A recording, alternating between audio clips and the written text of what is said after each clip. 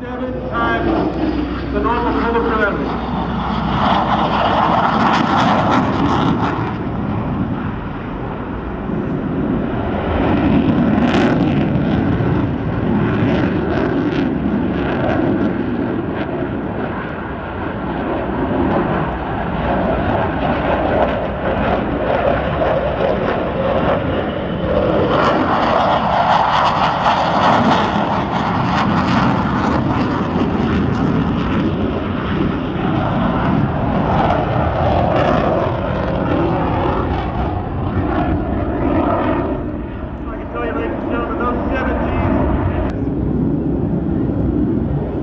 High-speed pass from your left.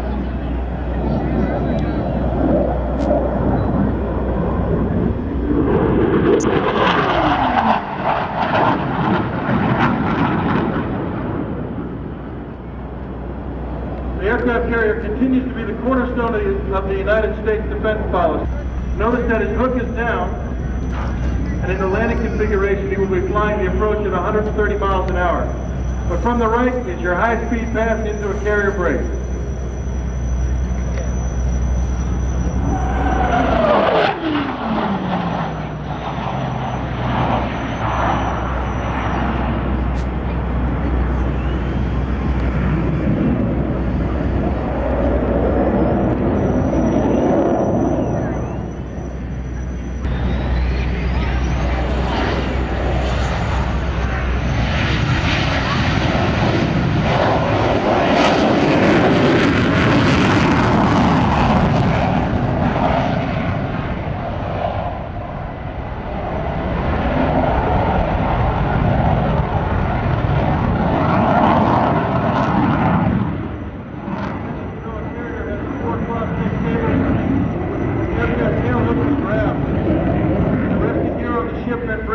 Aircraft will stop at about 300 feet.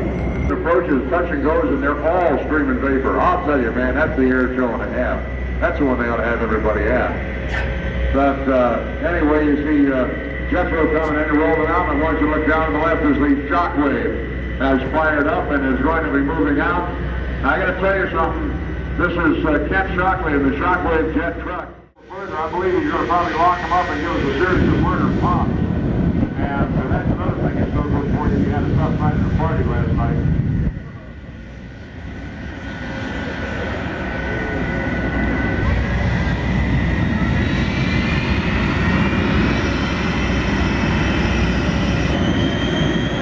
Rick Herder is the aviation artist that did the cover for our program, and also this poster. I'm not going to take this thing out. It's wet. Let's throw it in my car in that white convertible down there.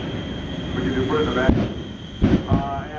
Rick is a third aviation artist out of Kalamazoo, Michigan, and we are always delighted to see him. Man, I see his work in every one of the military magazines. He does the old Virginia. Hey, here's a great way to see local attractions right at Hampton Road, transit, ferries, buses, and trolleys. Call 222-6.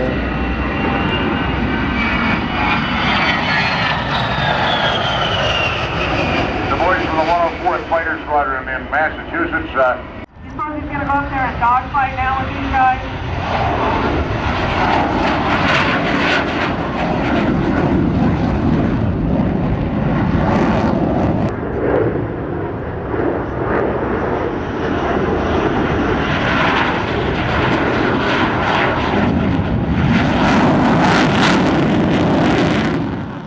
Man, there's nothing like I'm having a live anthem. And Joe Tobe will take me off in the F4U in the Corsair.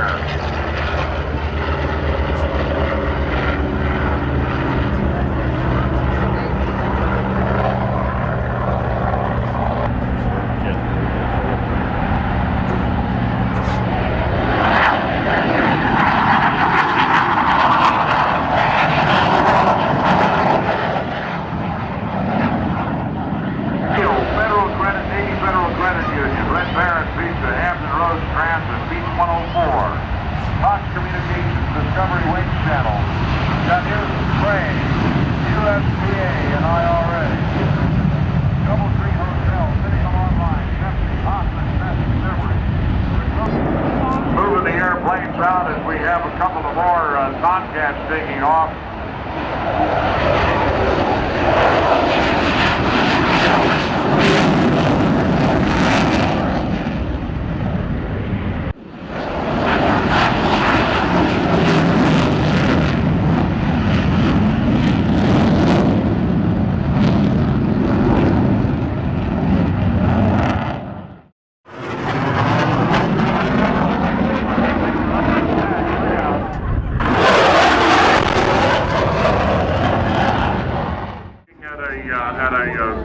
What would now be called a strike fighter of World War II. The far side is all the way on the outside is the F-14 Tomcat, and that's our Tomcat demo team for today. We'll tell you more about them in a little bit. And by the way, you see that the Hornet is the two-holder in the back seat is Captain Skip Goble, commanding officer of Naval Air Station Oceana.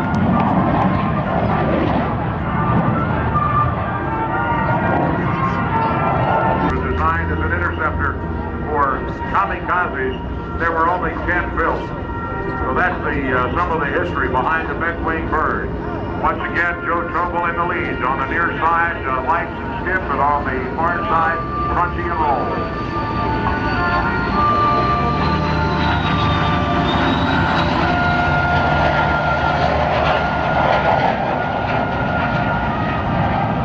Payoffs of having all this moisture in the air is the vapor that we get off of the big airplanes as they squeeze the moisture out of the air. And you can see that the Hornet will generate lift from almost every part of the wing or fuselage. And there you see the vapor.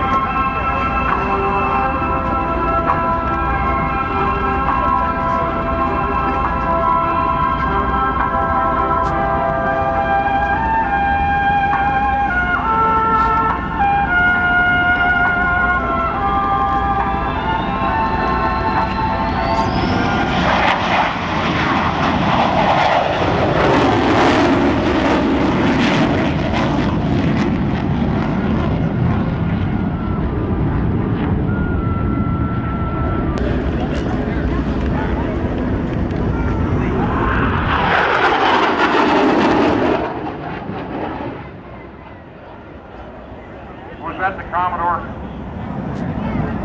Oh yeah, I sent him the skippers in the back into the brink. I'll tell you, just hanging around in the airport, hanging around a Naval Air Station at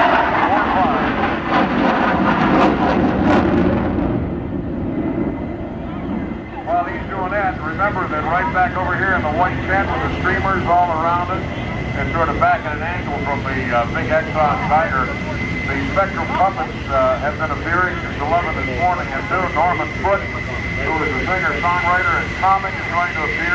Spectrum puppets again at 1 o'clock. Norman Foote at 2. And we got wacky wheel cars, puppet making workshops, magic and face painting going on all day. Here comes Crunchy and Roll as they're coming in here. Oh, they're going to bow. Well, they got time. Or else they're going to destroy our ears. Everybody wave. Don't stand there like lumps. Wave to them. Hey!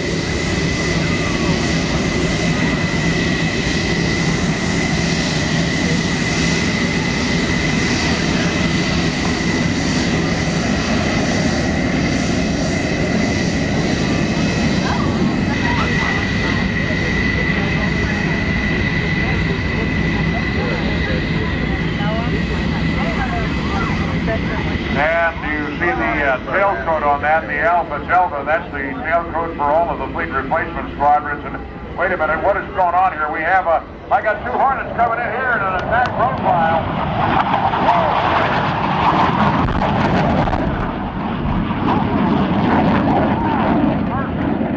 We got 2 more. Right here on the left side. Out of VFA 136, the Nighthawk, Strike Fighter Squadron 136. And word is we've got a down pilot over here, and we've got to pick him up. So in order to do that, we're going to have to get the nasties to keep their heads down and stay back. Hey, that's the CO, that's the commanding officer of the Naval Air Station in the back seat there. You better tell him you're having a good time, or he may not do this ever again.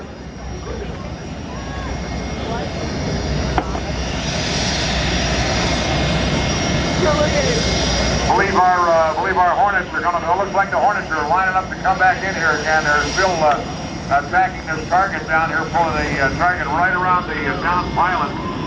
And we gotta soften the area up, get the bad guys to keep their heads down. And they're in a spread. Here we go. Looks like a section pop. Here they come. Here they come, and here come the SEALs coming around the corner in the H-46. Keep it positive G. Over, upside down, roll it right side up on the way down. Winging, covering the leader right now. All right, here we go. Oh, mercy sakes. Yeah, a little 20 millimeter down there.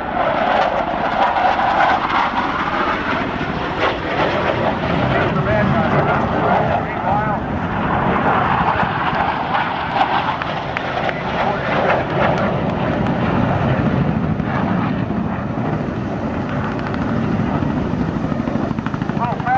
out here in front of you right now. We'll get the SEALs down to the ground real quickly. Sounds like they're going to use the hoist and let the bad guys shoot at them. They get down just as quickly as they can. First thing they got to do, protect themselves, protect the equipment. So they'll set up a defensive perimeter. That's what they're doing right now. They got to secure that area before they move out and try to pick up the pilot. Our Hornets are being flown by Lieutenant Commander Mark Fitzcarlson from Brookville, Florida. Commander Bobby Roundtree from Mount Holly, New Jersey. Lieutenant Commander Fred Lucky Luckman out of Auburn Hills, Michigan. And Lieutenant Justin Norman Bates of cover. But here comes the guys from Strike Fighter Squadron 136, 110.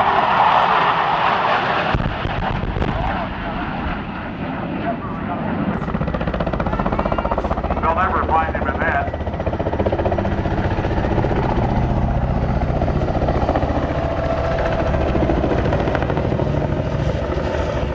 And we got the helicopter back. Now the helicopter has been called in. Now he's going to hang around here.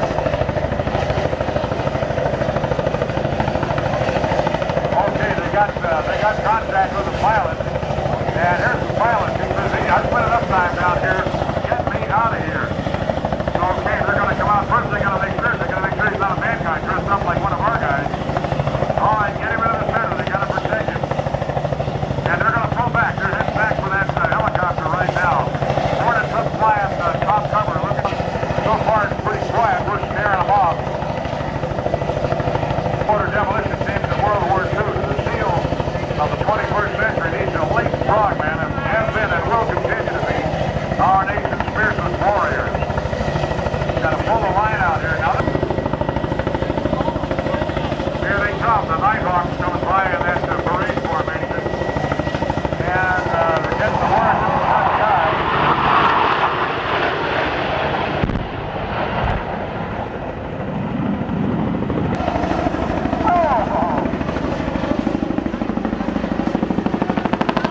Toward the north, and the Tomcats have been called in with strike fighter capability and purpose, and so we're going to see just what they do.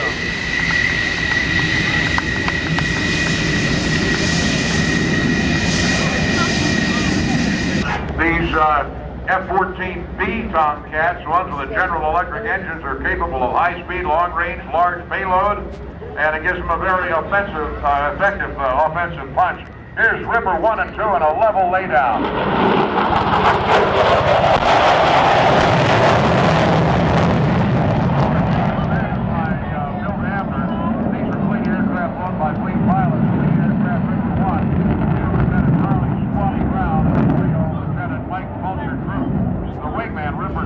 Today by Lieutenant Pat Yoda Perry and his Rio Lieutenant Doug Ballou Langenberg.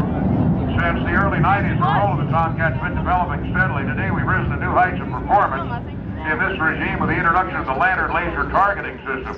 With this system, the Tomcat now brings long-range, precision strike capability back to the carrier battle group.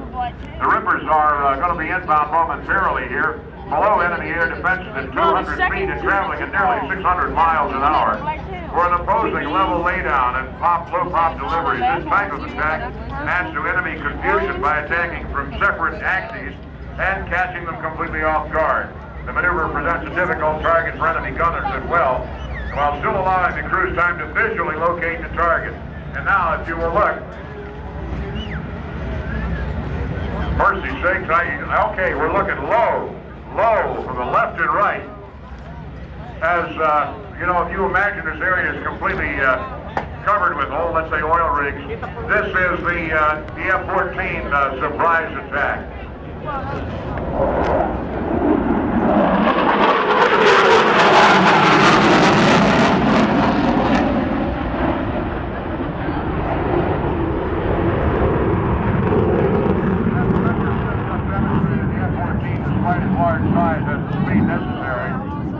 Target area undetected by enemy gunners.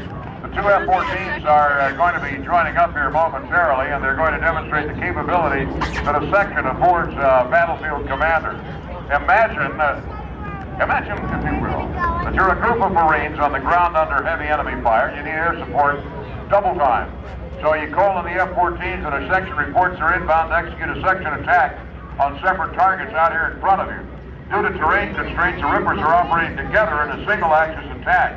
The aircraft ingress at low altitude, providing each other mutual support against possible enemy threats. They will execute a simultaneous pop-up maneuver to gain sight of the target area. They roll inverted in unison and begin to pull toward the target to deliver their simulated Rockeye cluster bombs on time, on target, effectively neutralizing the enemy position. Ladies and gentlemen, from the right, the Ripper section pop-up attack.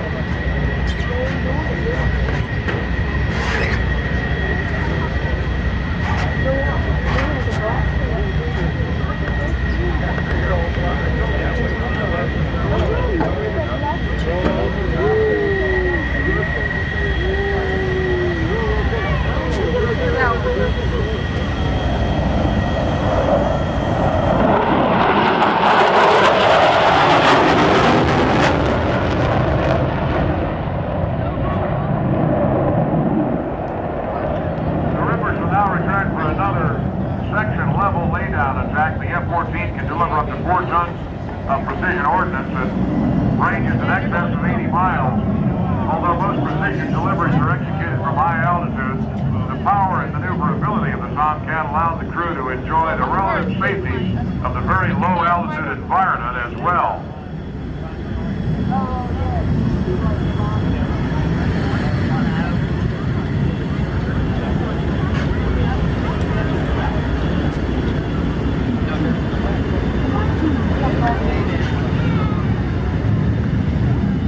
Approaching from the left, the section level laydown.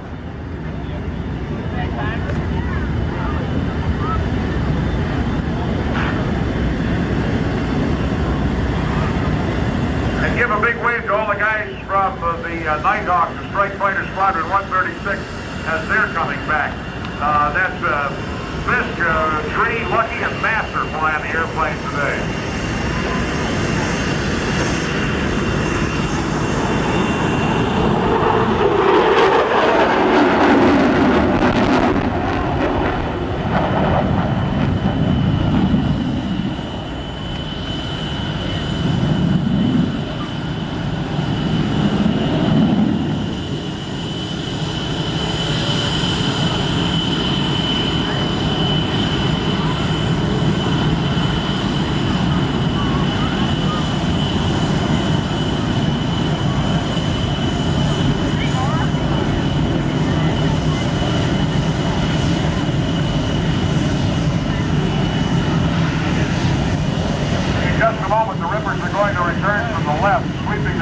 Back to 68 degrees to set up for a fan brake recovery at the carrier.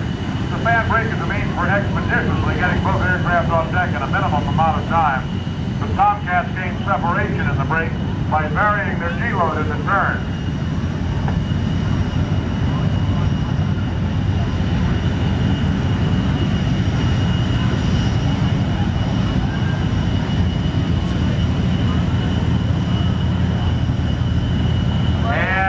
Following our Hornets down the ramp here comes the Northern Lights with the steel sign now prominently displayed on the side of the fuselage. We're going to have the Northern Lights flying for us again in just a little while. This is what it looks like at the carrier as the airplanes are coming back into land. They have just launched, made an entire push, and they've got a whole bunch of people out. Now they got to recover the guys they launched a couple hours ago, and you notice as they come by, the tail ups are down.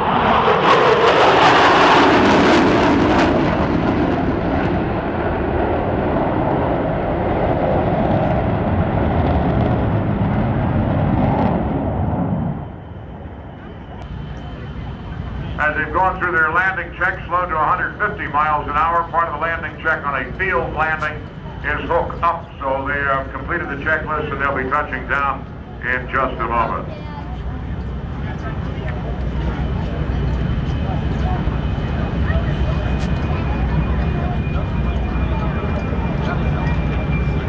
How come they took down so far away?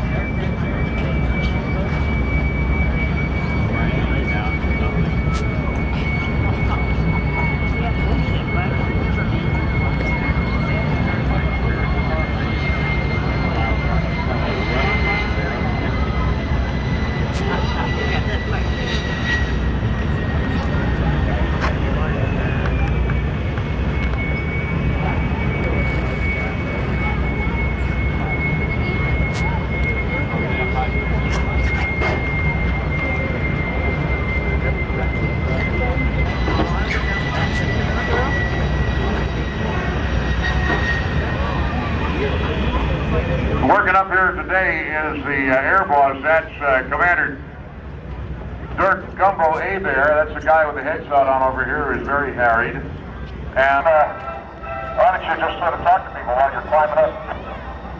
Yeah, I will.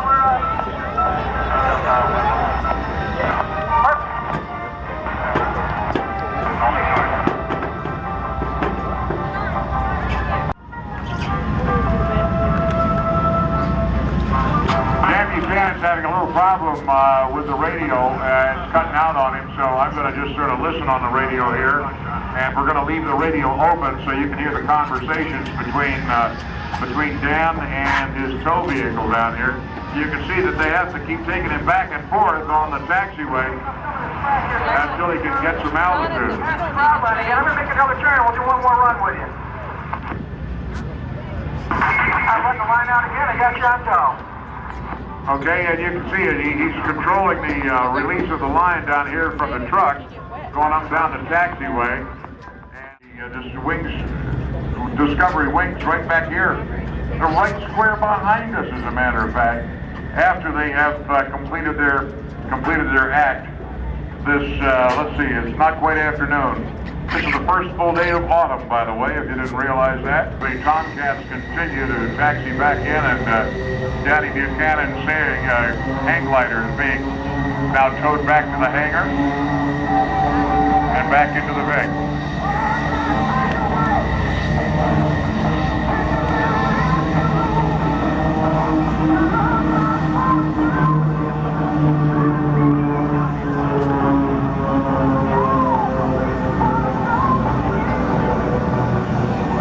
Lead Andre Lartier from Quebec City, Quebec. Mario Hamel from Montreal, Quebec. In number 2. Number 3 is Michel Poney from Lausanne, Switzerland. Mike Mancuso from Long Island in number 4. And Azad Saidulin from Northern Lights are unable to fly their full performance. Well, I'm going to get the devil out of the way because I'm going to try and have some lunch down here. We have the World Aerobatic Federation. Oh, let me tell you that the Apache helicopter we were hoping to have flying here today, and they had a mechanical, so they're working on it.